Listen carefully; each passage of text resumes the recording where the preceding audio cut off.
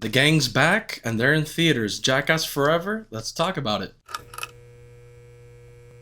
So it's been 10 years since Jackass 3D, and I remember I saw it in theaters and I had to lie about what movie I was going to go watch. But as a fan of the franchise, I can tell you that Jackass Forever is a worthy entry into the franchise. The original cast are well into their 40s, so you can't expect them to do the stuff they were doing when they were in their 20s and 30s. But I think with the addition of the new cast members, this film really delivers. This is easily going to be the funniest film of the year. It's going to be the hardest you'll laugh in a movie theater if you watch it. It's certainly the hardest I'll laugh in a movie theater this year, most likely. If you've seen the trailer, you know that there's a bear, snakes, tasers, falls, and you know there's going to be broken bones and concussions when you watch Jackass film. Let's talk about what separates this film from the other entries in the franchise. The most obvious difference is the absence of Bam Margera, who unfortunately is going through personal issues and was asked to step out from the film. I think that his absence is most felt because of the absence of his parents. I think in the franchise, some of the funniest jokes and pranks are the ones that the crew pull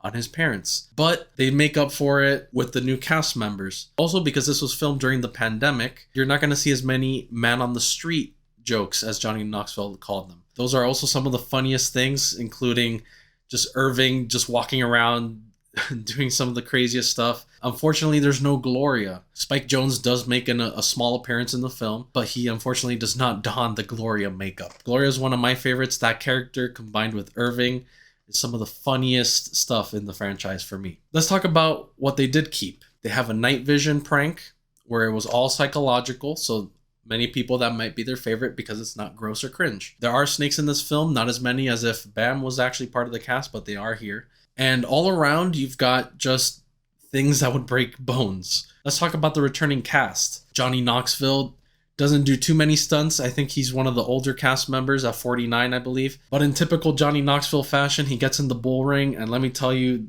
this bull ring stunt was one of the gnarliest.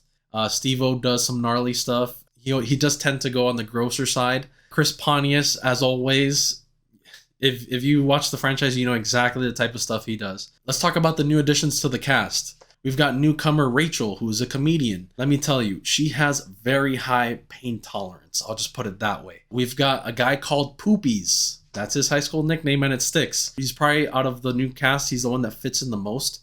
If you told me that he was part of the franchise from the first movie, if I hadn't watched any of the movies, I'd believe you. He fits right in. You've got Zach Holmes, who's a lifelong fan of the franchise, and he's starring in the movie.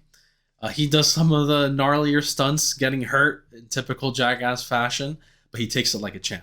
Overall, I think the newcomers are great. They fit in, and I won't be complaining at all if we get more Jackass after this. I don't want to spoil any of the stunts for you in this, so I'm going to keep it to what was in the trailer. And I will say that my favorite stunt that was in the trailer is the cup test, or the newest rendition of the cup test. And let me tell you, it was gnarly. You're going to cringe, you're going to laugh, you're going to have a great time. Round up some buddies and go watch this film. I think this is going to be the hardest you'll laugh all year, and it's a real treat that Johnny Knoxville got back with Jeff Tremaine to give us this gift, because it really is a gift that these guys are still doing this in their late 40s. Obviously, if this gets a sequel, the legacy cast might start getting phased out, but there's nothing to complain about the new cast. They fit right in, they're real funny, they live the true Jackass spirit, so there's no complaints there. If you're a fan of the franchise, you know exactly what to expect. There's nudity, some blood, some broken bones, some concussions, gross out humor, and some dangerous animals and insects. For entertainment value, I'm going to give Jackass a 4 out of 5. For technical quality, I'm going to give it a 3.5. Together, that's a 7.5 out of 10, and I really recommend this film. Have you seen Jackass Forever? Are you going to watch it this weekend? How do you rank it against the other films in the franchise? Let me know down below, leave a like and subscribe, and I'll catch you on the flip side.